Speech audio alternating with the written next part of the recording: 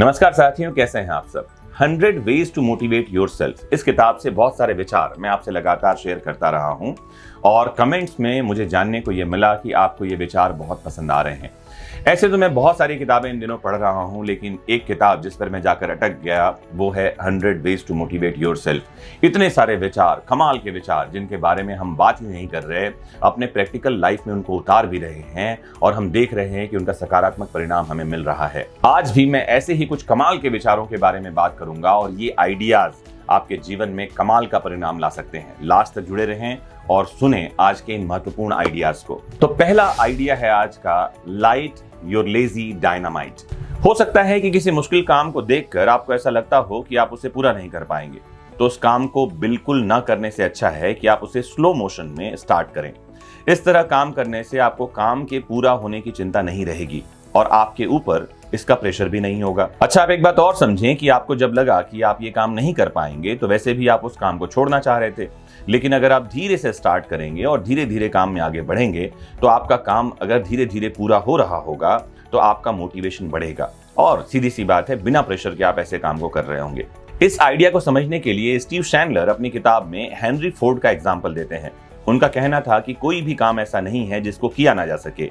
Henry Ford कहते थे कि भले ही वो काम कितना ही बड़ा क्यों ना हो, आपको बस उस काम को छोटे छोटे टुकड़ों में बांट लेना है और फिर धीरे धीरे उन काम को करना है। जैसे कि लेजी लाइम डायनामाइट होती है, जिसमें शुरू में चिंगारी लगने पर वह धीरे धीरे जलती है और फिर बाद में एक बहुत बड़ा धमाका होता है। उसी तरह आप भी किसी मुश्किल काम को बहुत आराम से धीरे धीरे शुरू कर सकते हैं और फिर जब उसी काम को करते करते उसमें रेगुलरिटी आप ले आते हैं, कंसिस्टेंसी ले आते हैं, तो आपकी फायर में कैचिंग आ जाती है और आप एक बड़ा धमाका कर सकते हैं, यानी उस काम को बहुत अच्छे से पूरा कर सकते हैं। कमाल का ये विचार है। इसको ही जापान में काइजन टेक्निक कहा जाता है। इस पर भी मैं बहुत डिटेल में एक लेक्चर में बात कर चुका हूं और काइजन पर कई सारी किताबें भी मार्केट में अवेलेबल हैं। अगर आप ऐसी कोई किताब पढ़ना चाहते हैं काइजन पर, तो मैंने उसकी लिंक भी डिस्क्रिप्शन में दे रखी है, आप जरूर लिंक में जाएं और इस किताब को पढ़ें।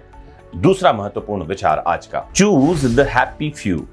इस आइडिया को समझाने के लिए लेखक स्टीव शैंडलर अपनी किताब में बताते हैं, आपकी जिंदगी में आने वाले बहुत सारे लोग आपको ऊपर उठाने में मदद करते हैं।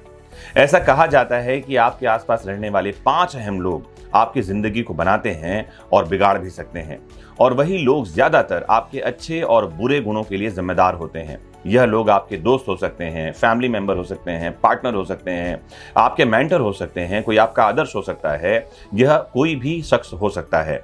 आपको ऐसे लोगों की एक लिस्ट बनानी चाहिए जिनसे मिलकर आप मोटिवेट महसूस करते हैं, बेहतर बनने में जो लोग आपकी मदद करते हैं, और फिर इन्हीं लोगों के साथ ज्यादातर समय बिताना आपको चाहिए।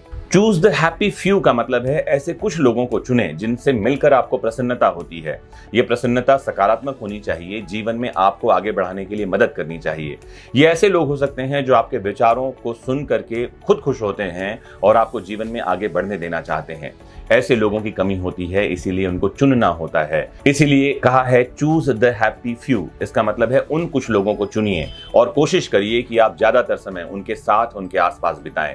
यकीन मानिए, उनका प्रभाव आपके जीवन पर ऐसा होगा कि आप सकारात्मक रहेंगे और जीवन में कमाल की ग्रोथ करेंगे। आज के मोटिवेशन मंत्र का अंतिम विचार, learn to play a role. इस आइडिया को समझाने के लिए हमारे जो लेखक हैं स्टीव शैंडलर, जिन्होंने 100 वेज टू मोटिवेट योरसेल्फ किताब लिखी है, वो एक्टर्स का एग्जाम्पल लेते हैं।